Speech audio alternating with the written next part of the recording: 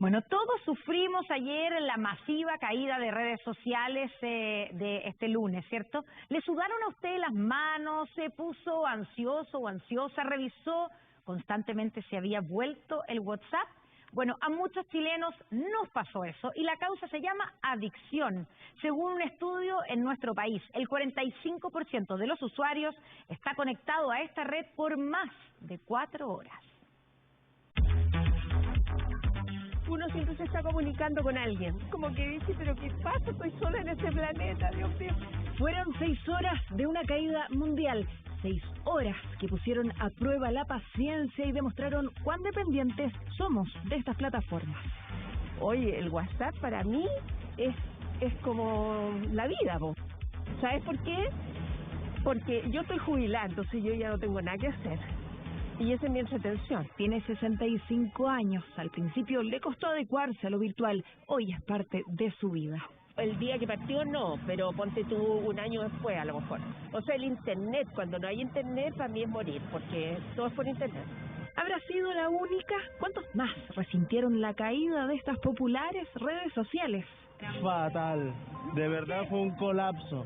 Por ahí no se basa nuestro trabajo, nuestra comunicación, y se cae y quedamos en blanco. ¿Cuánto tiempo pasa diariamente? 2 horas y media, 3 horas y media, fin de semana 5 horas. Muchas personas se han sentido con ansiedad, con angustia, que son elementos propios de cualquier adicción y que debería hacernos pensar de cómo estamos llevando nuestra vida real y también nuestra vida virtual. Un estudio de Yeli.cl es lapidario. Somos adictos. El 45% usa WhatsApp más de 4 horas diarias y el 38% recibe entre 20 y 100 notificaciones al día.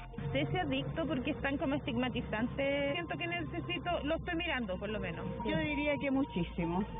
Dependemos mucho de las redes sociales. De hecho, yo dije, ¿qué vamos a hacer? ¿Qué encuentra usted en las redes sociales? Más compañía, porque soy sola, me entretiene. Todo se hace a través de WhatsApp, tanto las conversaciones entre amigos como también los negocios. O sea, el uso en Chile de WhatsApp es muy masificado. Bueno, en nuestro lugar de trabajo, recibiendo los pedidos y de repente nos dimos cuenta que no nos llegaban mensajes por Instagram y ahí nos dimos cuenta de que algo pasaba porque empezamos a trabajar, nosotros también trabajamos con WhatsApp. Catalina pagó por publicidad en Instagram, pero para nada. En 6 horas no llegó a sus potenciales clientes, perdió pedidos y sus ventas cayeron un 28% en un Cyber Monday, una jornada muy esperada por los emprendedores. Nuestra fuente de ingresos es Instagram, donde tenemos la libertad un poco más amplia de poder promocionar. Entonces fue algo un poco frustrante. Estuvimos conversando con otros emprendedores también que están en las mismas que nosotros y no sabemos qué hacer. Todo por un error humano.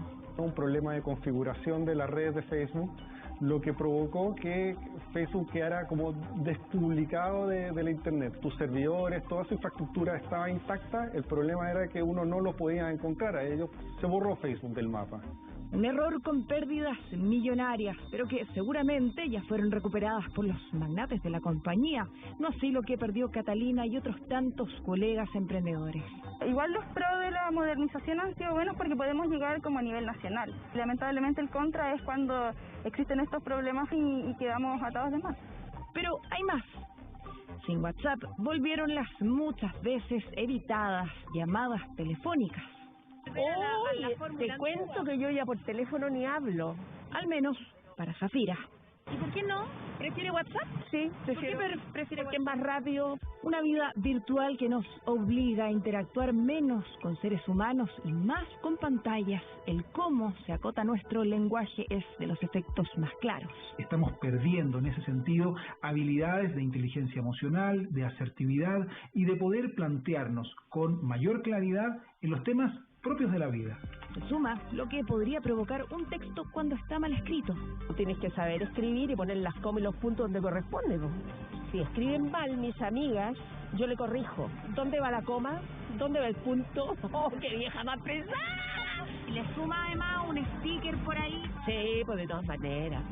Zafira lo ve simple, son otras las cosas que le cuestan. ¿Le ayudó? Claro que no me diga, hay que escribir con los 2 dedos, bueno, puedo. Ah, no es con uno. Con uno nomás ahí.